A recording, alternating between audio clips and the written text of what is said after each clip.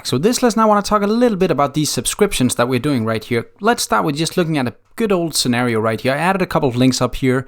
If you never tried to do those, it's very, very simple. I added inside the app component just 2 links, and I used the router link from Angular to kind of say if you click the home link, you're going to the root of your application. If you click the other link, you'll go to the chats. We'll get back to that later. It's not important right now. It's just to prove a point. So right now, if I go back and forth right here, you'll notice that I can go between the chat and the home page right here. So it's just to kind of show you guys that we can switch between these pages.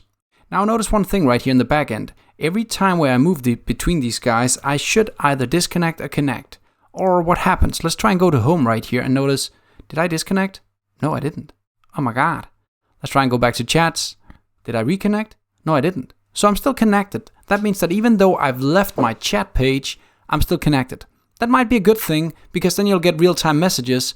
So you might want to do that, but it's not by design right now in my case. It's actually a bad thing because that means that right now, not only am I still connected, but I'm actually listening now, not once, but right now you'll notice I'm listening 5 times.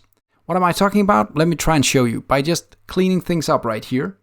When I'm sending a message right here, I added a small hello right here, meaning that I'm subscribing when I initialize this component, and I just sent the message every time I get a new message from the backend. Okay, that looks fine.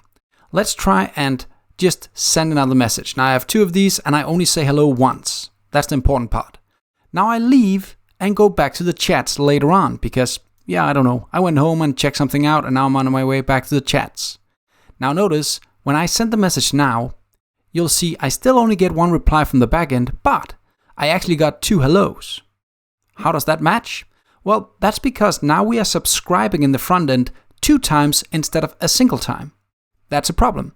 That's a memory leak. So if I kept doing this, jumping back and forth, and I've done it enough times, in the end, at some point, my browser would say, oh my God, you have way too many observables running at once, so I have to shut you down.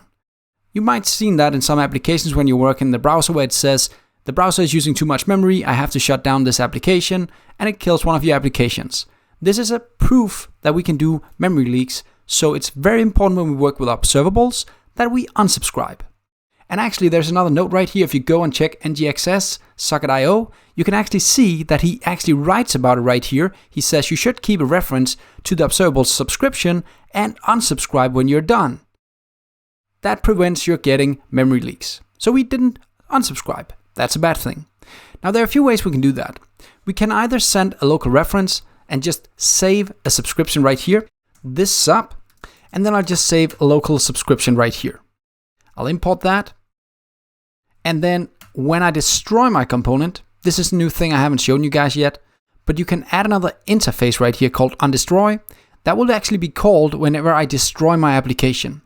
So what I want to say is, if I destroy the component, then I want to say if there's a sub, then I want you to destroy that sub. So kind of, if there is a subscription right now, it's very important that you go and unsubscribe from this subscription to avoid the evil memory leaks that we don't want. It seems it won't work like this. So I'll just do this nasty hack right now, but we'll remove that later. I'm not going to use it this way anyway, so just bear with me. Sweet, we'll keep this now and we'll try and see if we now unsubscribe as we expect. First of all, let's refresh the page and do our first send right here. And notice it only says hello once. Let's try and leave the page and come back. And let's try and do the send again.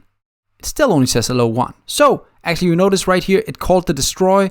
Just when I left right here, it called the destroy. Boom, the component is destroyed. And that means I'm going to hit this on destroy because I'm using this interface right here.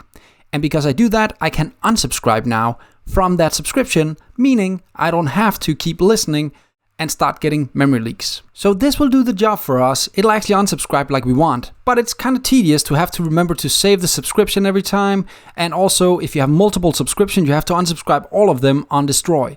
That's kind of annoying. So we have other solution I'll show you next lesson. But I think the point here is, this is very important. When you see stuff like this where you need to remember to unsubscribe, go and do it. Or else you'll start getting these memory leaks and you might not see it because it's so little the memory it takes, but in the end it'll start breaking your application and it's really hard to find these. So just have the mindset whenever you use an observable, always unsubscribe. It's just a lot simpler when you're working with any form of RxJS observable. And there is one place where you don't have to remember to unsubscribe, and that is if you're using the HTTP client in Angular, because actually it only sends one request and then automatically unsubscribes. But still, it won't hurt you to unsubscribe, so just get used to it. That's it for this lesson. Next lesson again, we'll try and check other solutions instead of unsubscribing like this. See you next time. Bye.